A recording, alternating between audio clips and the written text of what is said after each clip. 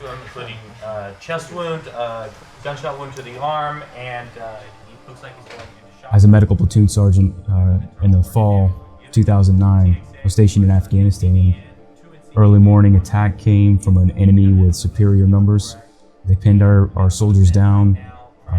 The casualties mounted on both sides relatively quickly. One of the soldiers that was injured was brought to the aid station. The aid station did the best they could to try to stabilize the patient while returning enemy fire. It was a very intense fight. It was 18 hours that they sat with this soldier, trying to maintain his vitals, trying to maintain a viable patient until they could get him to surgery. They did a great job, did a phenomenal job. It would eventually prove to be not enough. You have to have red blood cells in order to carry oxygen. It's the bottom line. He was losing that ability due to the internal bleeding that he had. The need for whole blood transfusion that day is the only thing that saved his life. The only thing that ensured that he at least survived until evacuation. And that decision was critical. Decision for the medics on the ground, and that PA sustained him for more than 18 hours on ground. Something that most medics up until that point had never been trained to do. What DECM stands for is a delayed evacuation casualty management. What it is it focuses more on extended field care. And so the purpose here is prepare for long evacuation times. Because the Army's moving to large-scale combat operations, the potential for extended times before evacuation is possible. This course is necessary to bring in enhanced competencies to the combat medic. What we're doing on the regular now is, long ground casevac times, more extended times on the ground where a medic will have to actually hold on to those patients. We can't move aviation assets close to the forward line of troops because of how dangerous it is. And so we have to give the combat medics additional capability.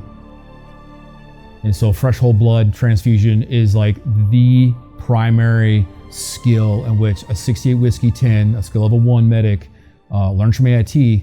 When they come here now, they're able to test with the Eldon card. They're able to learn how to push blood using different devices. That is like the primary skill which gets taught here and then evaluated later on.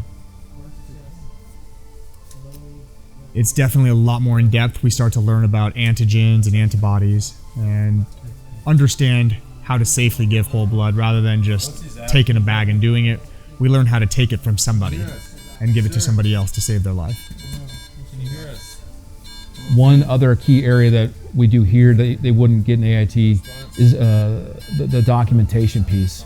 So if I have to hold on to a patient for 24 hours, 48 hours, whatever, there's a lot of documentation that goes into following these patients. The casualty monitoring is increased. There's also a whole module where they learn how to do telemedicine. We have a bleed or a massive hemorrhage to the left leg. Hey, buddy, can you feel this being pinched in your ear? One tourniquet. Still responsive to pain. Patient is responsive to pain. Do not have any known allergies. Hey, there's a possible TBI head fracture also. This course, it was taught by PA students from the IPAP program working at IAC. It was taught by majors that are PAs and docs from respective units across First ID. It was taught by people that used to be respiratory therapists, people that have worked really in depth in these areas. So they're, you would say, a specialist in that area. So we're able to really get into the nitty gritty of asking why, or what about this, or what if that. It is definitely really, really just in the mud, in the weeds. I try to trick myself into feeling at least like this is real world. This is real. This patient's life matters.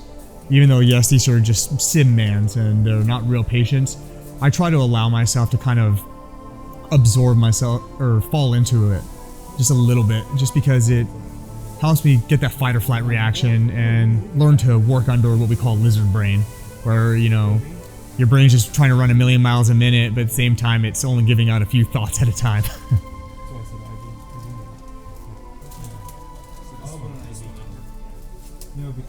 The major thing that we're taught as medics is to fall back on our CCA, combat casualty assessment, and just run through the checklist.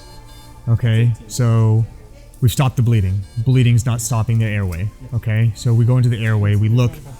First thing I looked at was, is this crike placement correct? Is the airway secured?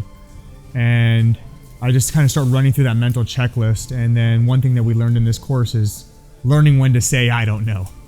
When we started to see, you know, no rise and fall of the chest, we saw the SpO2 tanking, we saw the heart rate tanking, and I was just like, I have no clue where to go from here. We've done everything that we are supposed to do for this kind of situation. And it's moments like those that really help build in the training, allowing ourselves to fail, allowing ourselves to reach that failure point in a realistic way, at least. Helps us to kind of learn where our weaknesses are, and it definitely helped me to kind of pinpoint some spots I could work on. So in the future, I don't feel as much panic. I don't feel as much, you know, oh heck, what do I do now? More like, oh, okay, so we have a problem. Let's move forward. Ideally, every single combat medic will be trained through DECM. Will be trained in the tenets of conducting whole blood transfusion to be able to extend a life should that moment come.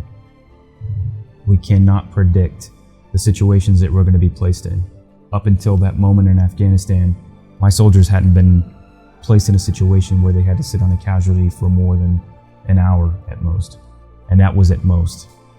But in this situation, 18 painful hours, managing a casualty, and let me rephrase that, managing a friend, a soldier that they had worked with and protected side by side for the entirety of their deployment up until that point, was on the gurney in front of them, or on the table in front of them, on that litter, fighting for his life, and they were trying with everything in them to do the best they could to make sure he made it home.